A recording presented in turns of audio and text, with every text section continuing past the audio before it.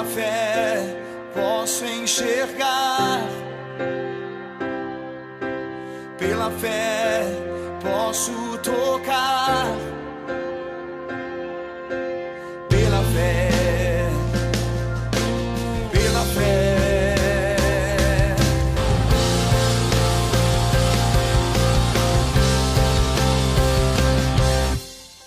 Muito bom dia, que a paz do Senhor Jesus seja liberada sobre a sua vida. Essa sexta-feira pode ser uma sexta-feira abençoada para você e para as pessoas com quem você vive. Depende muito das decisões que você vai tomar. As suas decisões devem ser decisões que agradem ao Senhor. Eu quero contar aqui rapidamente a história de 3 homens que ficaram diante de um rei para adorar uma imagem que esse rei tinha feito. E eles se recusaram porque serviam Deus vivo. E diante disso foram chamados para serem lançados à fornalha de fogo ardente. Olha a decisão. Daniel 3, 17 e 18. Se o nosso Deus a quem servimos quer livrar-nos, ele nos livrará da fornalha de fogo ardente e das tuas mãos, ó rei. Senão fica sabendo, ó rei, que não serviremos a teus deuses, nem adoraremos a imagem de ouro que levantaste. Uma posição firme de um cristão verdadeiro é de honra somente a Deus. Eu não sei quantos desafios você vai enfrentar no dia de hoje, talvez na semana que vem, no final de semana, mas tudo que você for fazer, que seja para louvor e para a glória do Deus vivo e poderoso. A sua vida pode ser uma vida extremamente abençoada, se você for obediente à palavra de Deus. Deus tem o melhor para você, Deus tem o melhor para a sua família, mas obedeça-o e tenha prazer em agradar a Deus. Quero conversar hoje com a Daniele. Daniele passou por uma história muito difícil, mas o seu alicerce, a sua rocha é Cristo Jesus. Vamos então a essa entrevista?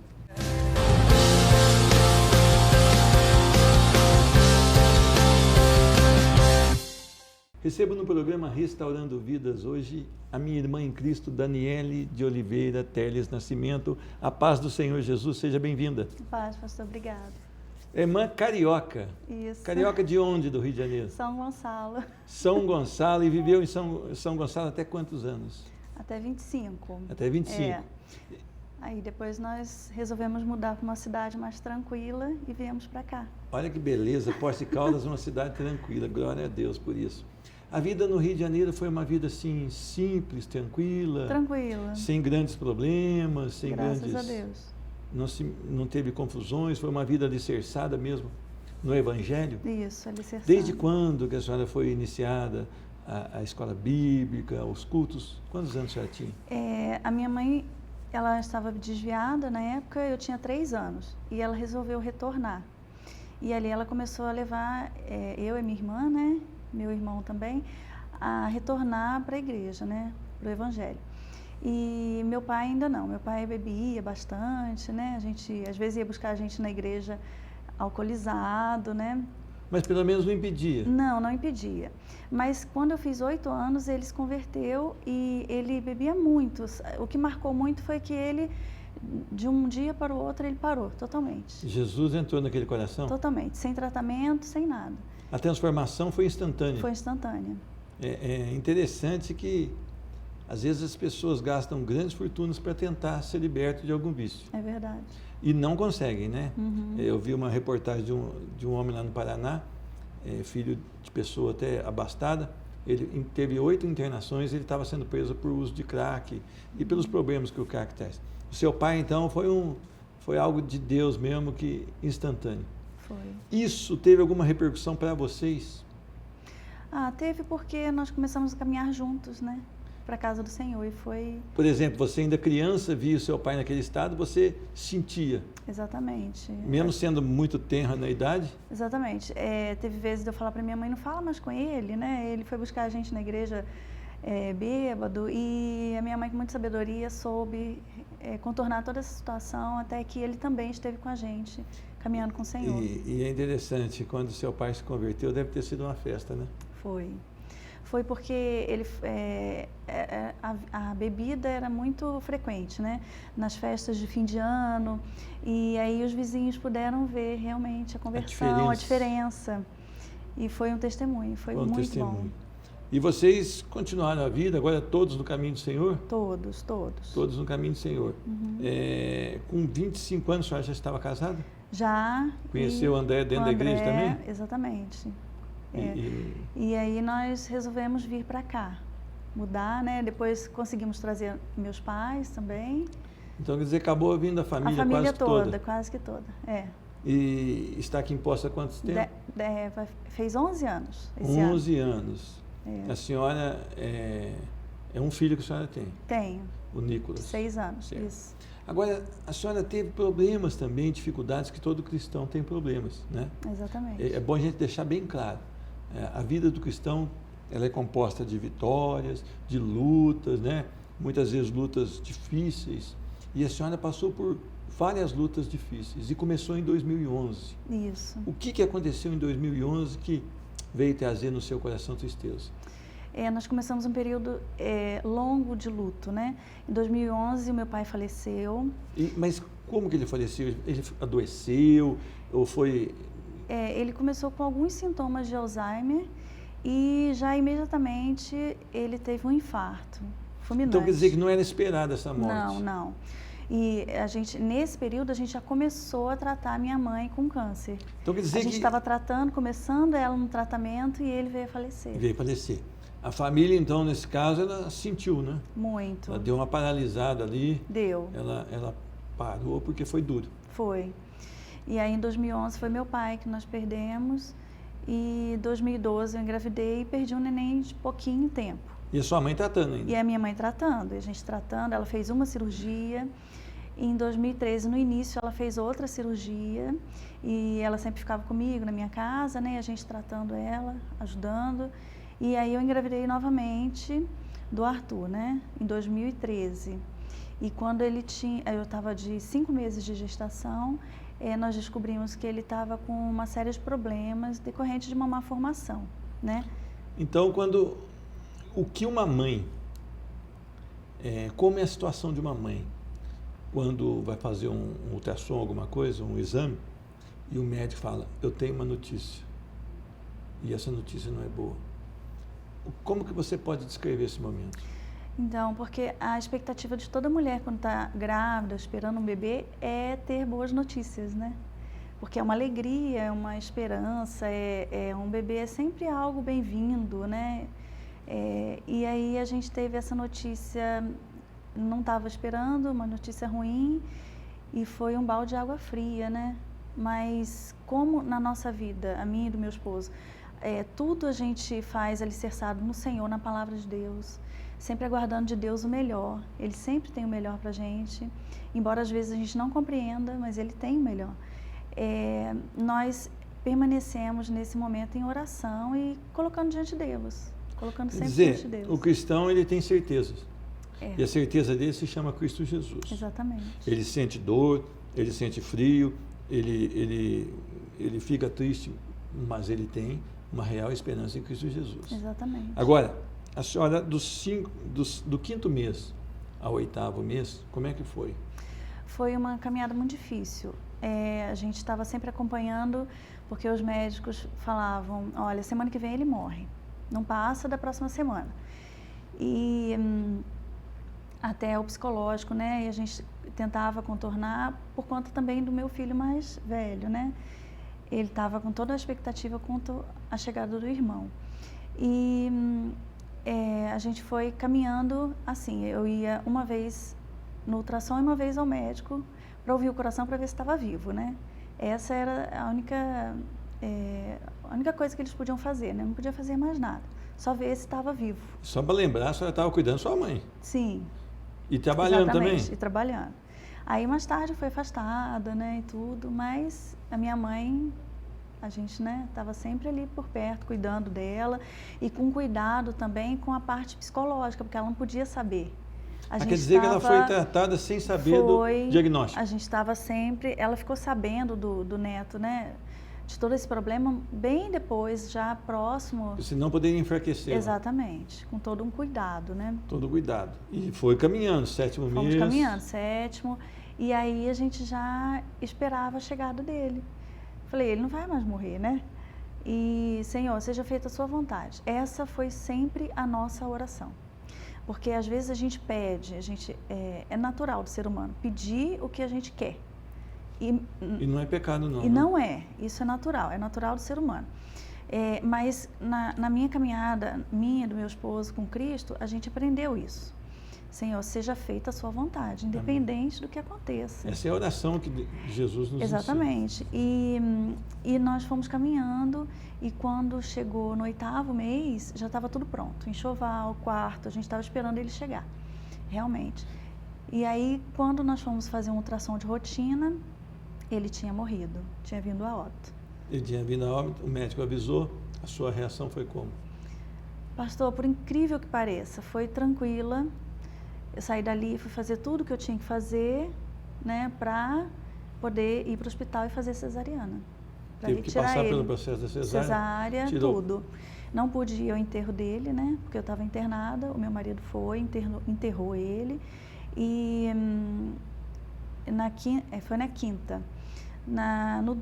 No sábado eu já estava em casa, no domingo eu estava assistindo um culto, eu falei para o André, não, vai para a igreja, vai sim, leva o Nicolas, vai para a igreja, eu vou ficar aqui. Eu fiquei com a minha mãe e assistindo um culto eu pude fazer essa oração ao Senhor. Senhor, que independente de qualquer coisa, eu sempre vou estar contigo. Porque as coisas aqui dessa terra, elas vão passar, né? Verdade. A gente, é bom se formar, mas né, é bom ter família, é bom ter filhos, é ótimo, é tudo bênção de Deus. Mas o melhor, o maior é a eternidade com Cristo. Amém. E eu falei para o Senhor, Senhor, eu escolho o Senhor, independente. Né? Algumas pessoas às vezes passam por situações que a gente tem vivido hoje um evangelho muito imediatista, né? Senhor, se o Senhor não me der, eu não te quero mais. Aliás, eu não sei que evangelho que o povo tem vivido. Micro-ondas, tão né? confuso Rápido. E tão fora da verdade. Né? Exatamente. E a gente tem tido até alguns exemplos na nossa família de algumas pessoas, Senhor, se eu não tiver o que eu estou precisando, eu vou pedir, eu vou procurar outras pessoas, outros meios e outras religiões e tentar... Outros processos, né? Outros processos, porque o Senhor está demorando demais. Como se Deus fosse obrigado. Da gente. Exatamente. E ali a gente pode falar isso. E até hoje, não que isso amenizou a dor, não que isso tirou o luto. Mas deu força para lutar. Deu força. E aí depois disso, pastor, 6 meses após esse processo todo, a minha mãe veio falecer. Ela se agravou num período? Exatamente. Como foi metástase no fígado, deu metástase, o fígado foi parando aos poucos. E assim, a gente teve... Foi algo assim maravilhoso, o que dá força para a gente são esses momentos, né? Ela pediu um culto na casa dela, na terça-feira. E foram algumas pessoas, né? E a pastora Jaelma estava lá no dia e ela viu uns anjos ao lado da cabeceira dela. Teve uma visão do que Deus estava por fazer. Do que Deus estava por fazer. E ela falou, olha, ora e entrega ao Senhor ela. Porque às vezes a gente fica retendo, né? Com medo e... Não, retendo Deus, da glória, né? Não leva, né? Retendo da glória. Ela do melhor. E nós oramos, eu e minha irmã, que nós estávamos ali, nós oramos, falando, Senhor, nós entregamos ela ao Senhor. E quando foi no sábado, ela faleceu. Mas a nossa alegria é saber que ela está com o Senhor, né? Agora, 2011 a 2014... Foram 4 mortes, 4 perdas que são muito difíceis de se vencer. Uhum. Como vocês conseguiram vencer isso? Depois da minha mãe, nós passamos por um período assim que juntou muito, foi muito próximo, né? Muito difícil, muita tristeza. A impressão que eu tinha é que estava abrindo um buraco e eu estava entrando nele. Não tinha força para sair. Eu não conseguia sair na rua, levar o meu filho para dar uma volta, eu não conseguia. E aí eu chamei o André, eu falei, André, a gente precisa orar mais. A gente orava constantemente pedindo ao Senhor, eu falei, não. E nós sentamos na sala, falamos com o Senhor, Senhor, se o Senhor não nos tirar dessa situação, desse buraco que a gente está entrando de tristeza, se o Senhor não fizer, não tem quem faça. Só o Senhor é Só Deus. o Senhor, só o Senhor. E nós decidimos, né, também lutar e pedimos força ao Senhor. Foi aí que nós conseguimos reerguer, né? Reerguer, graças Agora, a Deus. eu tiro algumas lições aí do teu testemunho. Primeiro, Deus sobre todas as coisas. Agora, a importância do casamento, bem alicerçado, com respeito, com aquele cuidado do cônjuge, né? Isso é importantíssimo para você vencer situações difíceis. É importante. Tendo sempre, a gente tendo um marido, né, uma esposa, a gente juntos, alicerçados no Senhor. Quando um cai, o outro levanta. O outro levanta com uma palavra, com uma oração, né?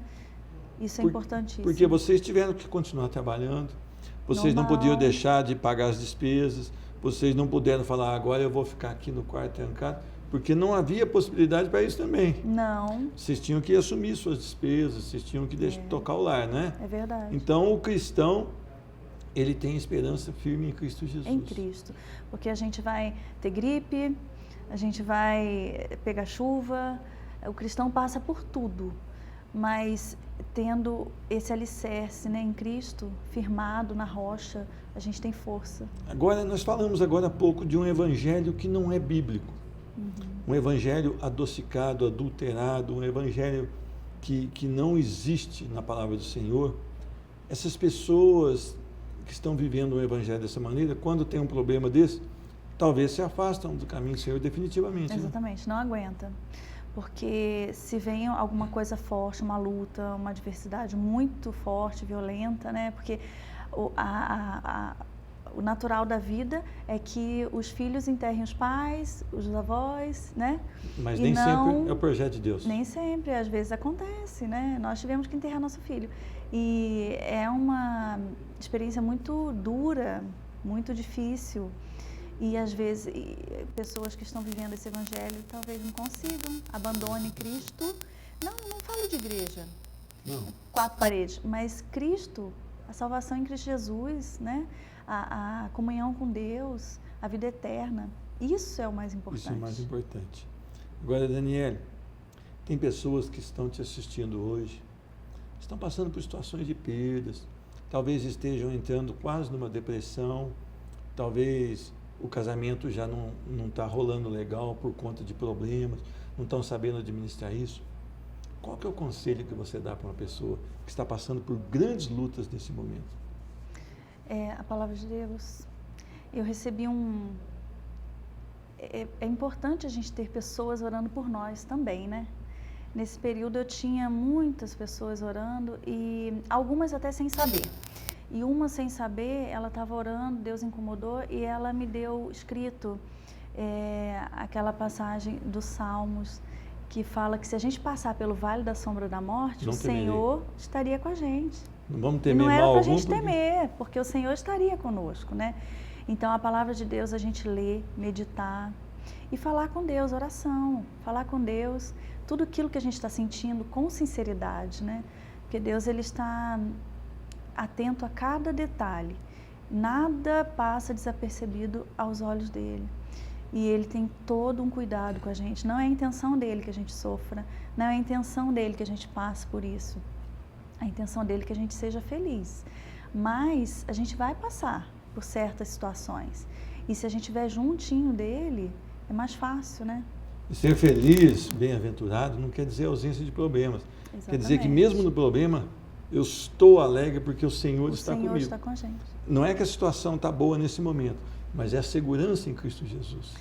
E às vezes a gente olha e a situação está feia demais, né? Mas a gente não vê saída. A gente não vê saída. Mas às vezes, o importante é a gente saber que Deus sempre faz o melhor pela nossa vida. Sempre, independente. A situação que a gente viveu era horrível. O André levou o caixão abraçado, tão pequenininho que era o caixão, ele levou, quem esteve lá pôde me contar, né, que ele levou o caixão abraçado, um quadro horrível de se ver. De se viver, né? De se viver, mas independente dessa situação, desse quadro horrível pintado, o Senhor faz sempre o melhor pela nossa vida. Amém. Sempre. Dá para glorificar a Deus numa situação dessa? Dá. Louvado seja o nome do Senhor. Louvado seja o nome do Senhor. Queria falar com você, a irmã falou muito bem, congregar é importante. As pessoas oravam por ela no momento em que ela não estava com força para orar. Então os irmãos ali juntos, abençoando, até que um dia Deus tocou no coração, ela juntou com o seu esposo, falou, vamos agarrar junto na oração e vamos sair desse momento. Procure uma igreja evangélica perto da sua casa, mas veja uma igreja que prega a verdade, confira na Bíblia. E lá você permanece, você abençoa, você vai ser usado e olha, um dia nós estaremos juntos na glória do Senhor. Todos nós que aceitamos Jesus como Senhor, viveremos uma eternidade no gozo do Senhor. Eu queria agradecer a irmã Daniela, muito obrigada pelo carinho, que Deus continue usando a sua vida, do André, do Nicolas e da sua família com poder. Amém? Amém. O programa Restaurando Vidas volta dentro de instantes.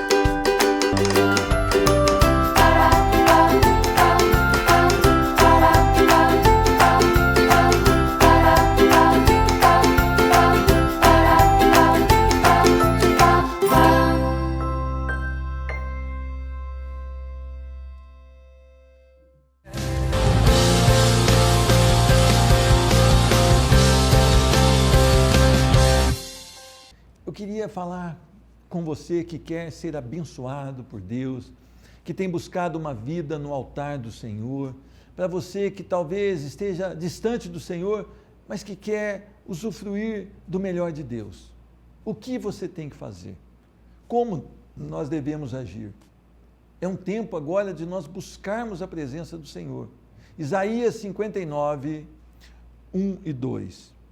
Eis que a mão do Senhor não está encolhida para que não possa salvar, nem surdo o seu ouvido para não poder ouvir. Mas as vossas iniquidades fazem separação entre vós e o vosso Deus, e os vossos pecados encobrem o seu rosto de vós, para que não vos ouça. Amém? Vamos orar. Senhor Deus, muito obrigado porque a tua palavra é tão preciosa, ela pode salvar vidas hoje. Eu quero abençoar essa pessoa que assiste o programa Restaurando Vidas, que ela seja tocada pelo poder que há na sua palavra e haja um tratamento de Deus nessa vida. Em nome de Jesus é que eu oro e agradeço. Amém. Nós precisamos entender algumas coisas aqui. Primeiro, que Deus é um Deus que está sempre pronto para salvar, para tirar de uma situação difícil, que Deus está sempre pronto para erguer aquele que se abate. É um Deus que quer cuidar de nós, é um Deus que tem prazer em levantar o caído, e é um Deus também que ouve as nossas orações, é um Deus que ouve o nosso gemido, é um Deus que se preocupa com cada um de nós. Agora, tem um problema aqui. O pecado não perdoado faz separação entre nós e esse Deus. Impede o agir do Senhor, impede de ouvir as nossas orações. Como está a sua vida? Você quer mesmo esse Deus que salva e que ouve? Você quer ter um relacionamento íntimo com esse Deus? Você quer? Você quer ter cada dia mais a presença dele no seu coração? Nós precisamos buscar. E para isso nós precisamos entender que esse Deus é o Deus que pode, é o Deus que tem poder para curar, para libertar, para salvar e para levantar. Esse Deus, ele quer abençoar você e ele quer te ouvir. Ele quer ouvir quando você grita por socorro, Ele quer ouvir quando você clama em alguma situação, quando você suplica com o gemido da sua alma. Ele quer isso. Mas para isso, nós precisamos romper com o pecado. O mundo hoje tem sido assediado por todos os lados pelo pecado. Nós vivemos a geração que trocou aquilo que é santo pelo que é perverso, por aquilo que atrai a carne. Nós estamos deixando de amar a palavra de Deus, que é santa e poderosa, para amar os prazeres da carne. O mundo hoje não valoriza mais o viver em Cristo Jesus. As pessoas acham que viver em Cristo é perder o tempo, é deixar de curtir a vida, e vão deliberadamente para as práticas do mundo. E é um alerta para nós que estamos dentro de uma igreja, talvez você pertença a alguma igreja, você precisa entender que dentro da igreja também pode estar havendo o pecado sem perdão. Por que pecado sem perdão? Porque a palavra do Senhor diz que nós devemos confessar os nossos pecados, que nós devemos chegar diante de Deus e falar: Senhor, eu entendo pela tua palavra que eu pequei contra ti, eu venho aqui dizendo que eu estou arrependido, que o meu coração agora deseja mudança, que eu não quero mais caminhar naquele pecado. E Deus é aquele que libera perdão. Você já tratou o seu pecado? Você já entregou sua vida a Jesus? Entregar a vida a Jesus é estar diante da palavra de Deus e se sentir um pecador miserável que precisa do perdão, que precisa de uma nova vida. E quando nós fazemos isso, nós então começamos a viver a vontade de Deus. Ainda, sim, somos pecadores, pecamos palavras, pecamos em pensamentos, mas nós nos arrependemos e voltamos para o Senhor. Voltamos e dizemos: Senhor Deus, hoje eu pequei, eu fiz mau juízo daquela pessoa, eu apontei o dedo para aquela outra, venho aqui pedir perdão, Senhor Deus, eu reconheço que sou falho. E é interessante que, se nós não agirmos dessa maneira, diz a palavra que esses pecados fazem separação entre nós e o nosso Deus. O nosso Deus não pode contemplar o pecado, diz lá Abacuque, capítulo 1, se não me engano, versículo 13. Os pecados fazem separação. E você precisa entender que nós não podemos ter intimidade com o mundo. Nós temos que ter um relacionamento com Deus, com a verdade, com o Pai, com o Filho e com o Espírito Santo, mas jamais com o mundo. Nós não podemos estar enamorados das coisas do mundo.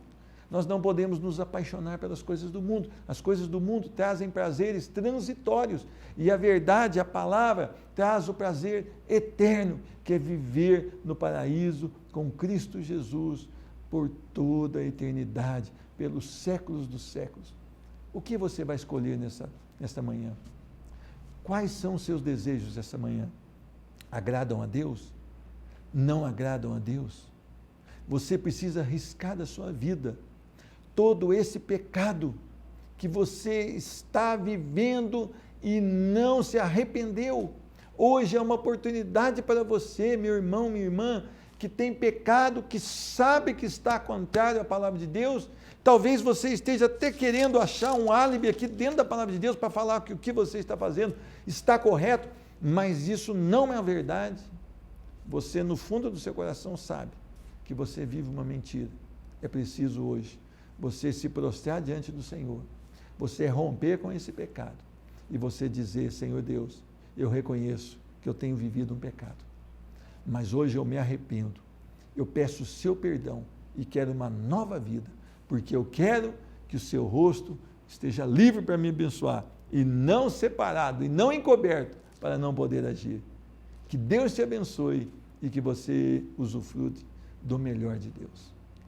Eu quero orar por você. Senhor Deus, muito obrigado pela tua palavra. Senhor Deus, muito obrigado porque a tua palavra é a única verdade. Nela não há contradição.